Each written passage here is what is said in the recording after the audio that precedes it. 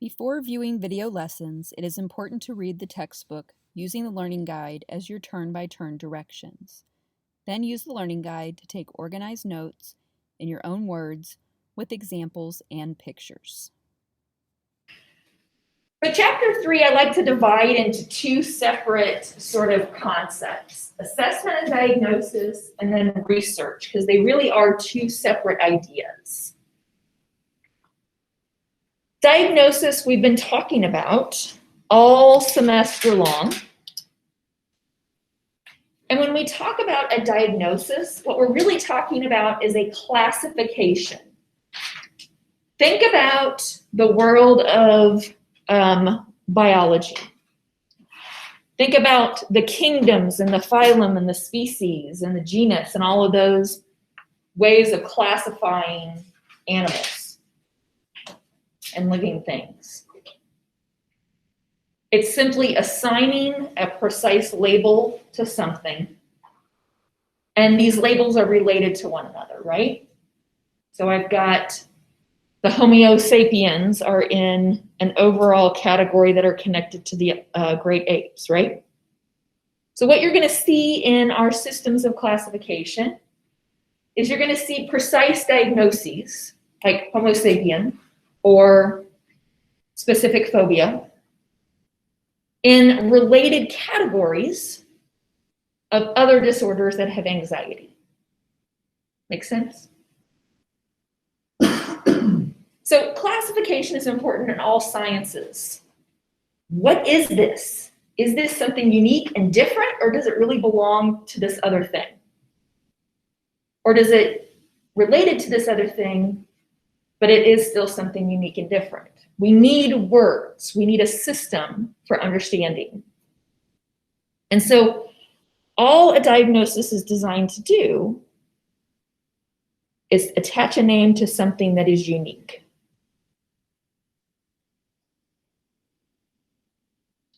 Now, a good system of classification should be reliable. So if I give you the rules for classification, you should be able to apply those rules and come up with the same conclusion as every other person that uses that same system.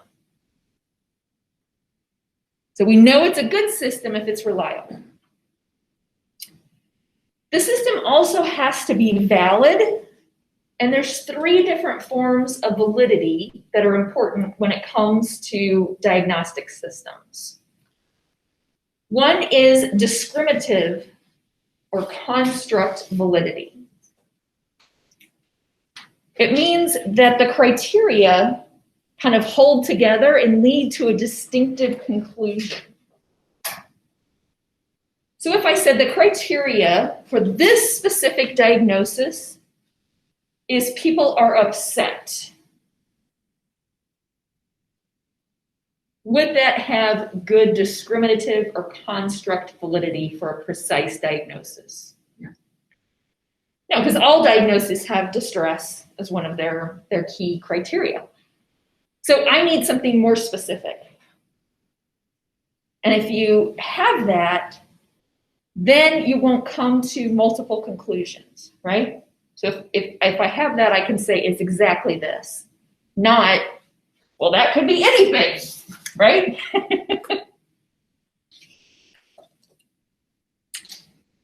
We also want our labels, these classifications, to have predictive or criterion validity. That label should predict something. So we have the predicted course and response to treatment. Thinking about COVID-19 versus the flu. I need to have a way to classify a fever and icky feelings, right? To tell me if it's COVID versus the flu. Because the course of those 2 illnesses may start out similarly, right? I feel yuck and I got the fever.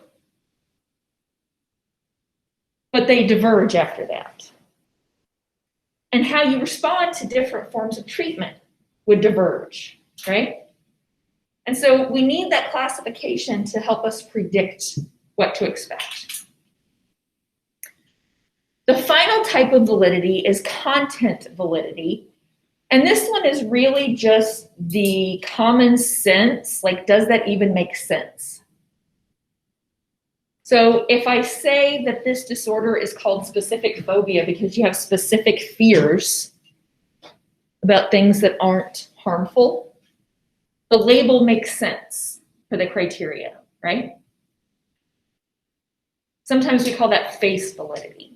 On the surface, on the face of it, the label fits what you're describing. So that's sort of our ideal system. Do you think that this system has achieved all of those ideals? Yes. Not completely. No. Not yet. Maybe someday, but not quite yet. And the two key areas I've highlighted here in bold are ones where this system is still struggling to a certain extent. Okay? So the primary system for classification that we use here in the United States is the one that was initially, yeah. I was going to say, can you explain? I understand, like, all can come to the same conclusion, how, like, not everybody could based on this. But can you explain more why the second one doesn't? So what you're going to find as we talk through this semester is that there are multiple criteria that are common across diagnoses. Okay. And so if I come in and I say I'm experiencing difficulty sleeping, a general blah feeling, and I'm kind of worried, wow, Right. That's in so many different diagnoses that the system that we have now acknowledges those things, but it makes it harder to distinguish the anxiety from the depression. Okay. And oh, by the way, you could actually have both at the same time, which would further complicate things, right? Does that help? Yes. Yeah. So don't medical doctors have the same problem on issues that are strictly physiological? Yep. It's not unique to psychology or psychiatry, but we're not in the class on medical diagnosis. Okay. We're in a class on psychological disorders. I just wanted to know if we sucked more than they did. In some ways, I'm not going to say we suck. In some ways, psychology is more challenged because most of our criteria are based on subjective criteria versus objective. Mm-hmm. So let's take the flu and the COVID-19 test, right? Mm-hmm. There is an objective test that I can swab up your nose and I can see the virus, right? We don't have the same kind of objective testing, which is what we're going to talk about in just a minute when we talk about assessment, where I can't like draw a drop of blood and see the depression in the blood, see the anxiety on a objective test. And it's not practical to cut people's brains out of their skull and dissect them. So, but even with that, I mean, we can look at your brain in real time using imagery. But even with that, the imagery is not indicative of particular disorders to the point now where I could scan your brain and say, that's what you got going on. So this system that we use in the United States, it's been around for a while.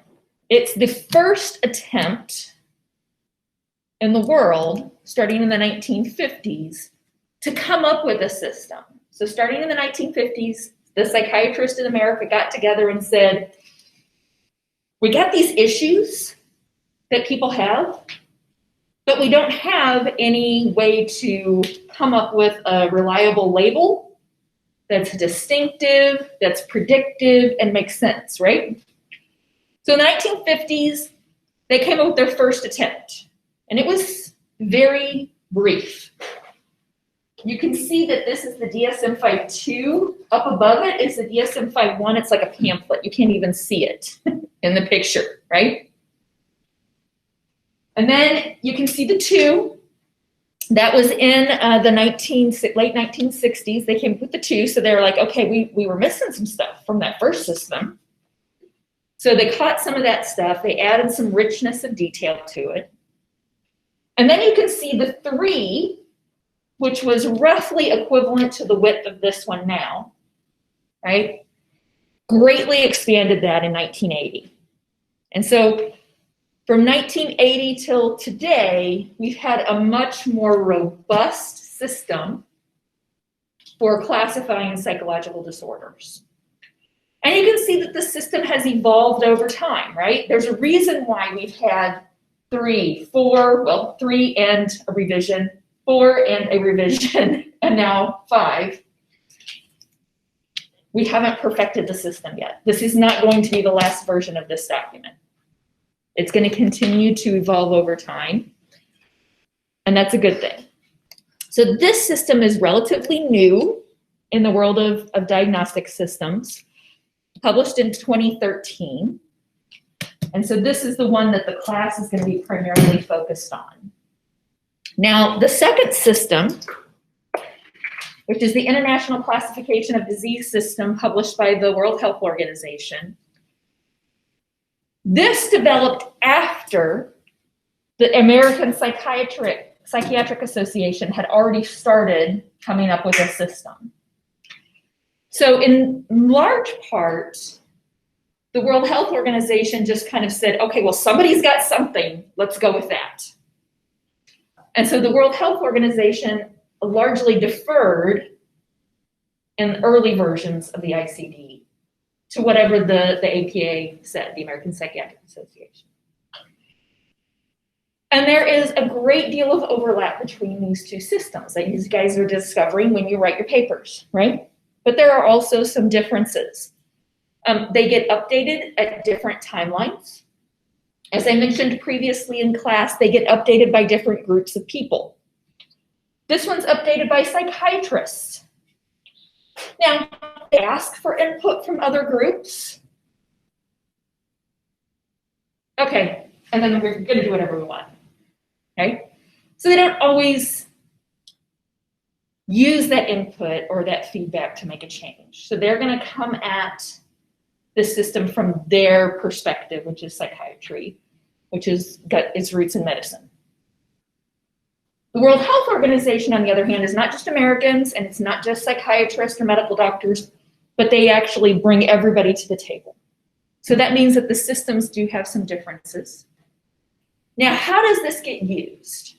The ICD is what the entire world uses for coding. There's a code for every diagnosis. If you've ever tried to look at your explanation of benefits, you're like, what the heck is this? It's weird numbers. There's a code for every procedure. So if you go in and you have an x-ray, there's a code for that. You go in and get stitches, there's a code for that. Those codes all come from this international system. And this allows us to internationally track what's going on. So this is how we were tracking COVID. So we know what's going on because there was a classification and a code for it. So we can see that all around the world.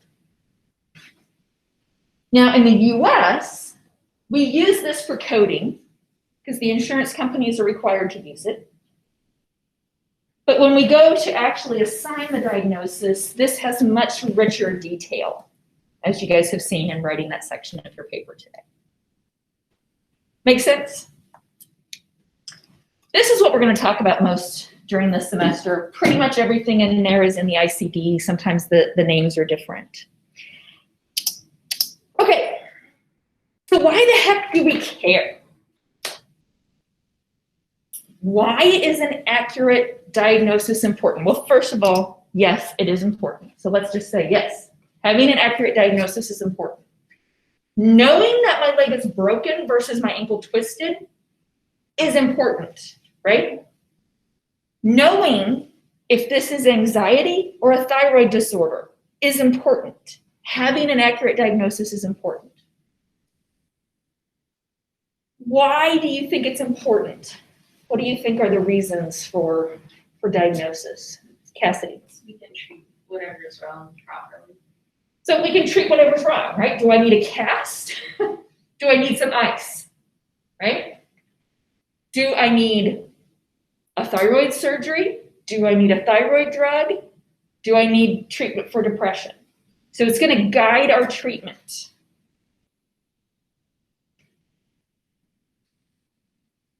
How do I know what treatment is good? How do I know what works? What do we need to have effective treatments? Accurate diagnosis, testing. We need accurate diagnosis and testing, and then I need something else. Research. I need research. And I need the research on this treatment to be on the people who have this diagnosis, right?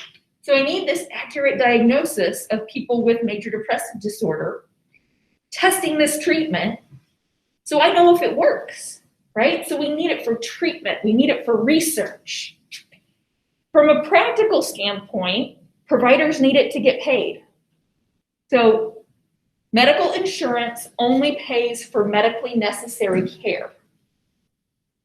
If I don't like my nose and I just want to go and have it changed, It's cosmetic. will my insurance pay for it? Probably not. It's not medically necessary, so they won't pay for it. Now, if I have a deviated septum that's interfering with my breathing and causing sleep disruptions, is there medical necessary treatment to reshape that nose from a medical standpoint? So if you want it to be covered by your insurance, which is required to cover mental health care at equal rates as physical health care, you need a medical diagnosis, right? So I can't just go in and say, I don't feel well. There has to be some medical reason for the treatment. So,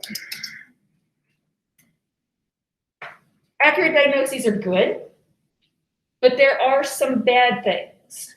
Some I've already mentioned. Most of our diagnoses are based on subjective symptoms. I am telling you this is what I am thinking, feeling, and how my actions have been impacted. How my relationships have been impacted. It's self-report. It's my perspective, my take on things. We don't have x-rays or blood tests or brain scans that will allow us to diagnose at this point. We've already talked about reliability and validity problems, right? It's not perfect yet. It's still evolving. But the other big problem with a diagnostic label is it's just one part of who you are. But we sometimes make it a person's identity if it's a medical diagnosis, but especially if it's a psychological diagnosis. They're a diabetic. That's who they are. We do that a little bit. We do it more so with psychological disorders. They're schizophrenic. That is their identity. That is the complete explanation of who this person is. All you need to know is they're schizophrenic. No, I am way more than my twisted ankle. I'm way more than the case of the flu. Eric. I would say that people with personality disorders get far more in the field of mental health at the hospital I work at. I would say probably where you work, that's especially true, but we see it all over the place. I think psychotic disorders are particularly bad. Mm-hmm. Neurocognitive disorders are also pretty bad. So it just kind of depends on where you're at. So we see labeling and stigma. We can also see self-fulfilling prophecies. So, well, if this is who I am, then this is who I become. And so instead of like overcoming and managing the disorder, people sort of become the disorder. So it's not perfect, but this is something we are going to work with. So before we leave this topic of classifying, I just want to talk a little bit about mental health resources. So as a part of this class, as we start talking about disorders next week,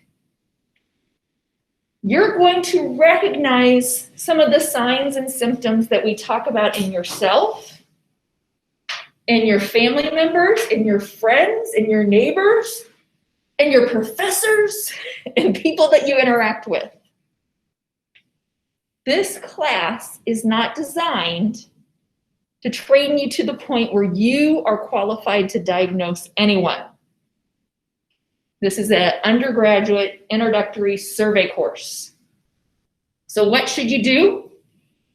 If you notice some of these symptoms and you want confirmation of a diagnosis, you want treatment for a diagnosis for yourself or somebody else. Well, resources that exist. Primary care doc for a lot of us is where we go first because a lot of our insurance mandates that. Everything goes through the primary care doc. So you may have that type of insurance. You may also know that doctor better than any other healthcare provider, and you may trust them to refer you to a specialist if needed. Some insurance companies will let you go see a mental health care provider directly without going through the primary care. So your insurance company can be a help with that. Comtree provides counseling in our community. If you're a student, there's free counseling on campus in Hillsborough and in Arnold. If you're not a student, then there's facilities throughout the county, with a big one in Festus and a big one up in Arnold. And then finally, there are a variety of online screening tools where you can go in and you can be like, okay, should I go to the emergency room for this? I've got blood pouring from my head. And some people go to WebMD first, right? Don't do that, by the way. Go to the ER if you have blood pouring from your head. But sometimes we're like, maybe this is nothing. I want to kind of investigate a little bit myself before I reach out. And so there's a website, mentalhealthamerica.net, and they have some screening tools that will help you screen for things like depression and anxiety, just so you can kind of figure out, is this something I should continue to seek help for? We will actually do some of those in class as we get into these units. When we do them in class, though, I'm not doing them for the purpose of you diagnosing yourselves. I'm doing them for the purpose of you becoming familiar with what the disorders are. So for example, we will take a screener on ADHD. When we take that screener, I want you to notice what questions they're asking and connect that to what the criteria are for the disorder, not to personally diagnose yourself. You can always go do that yourself on your own time if you have some concerns, okay? All right.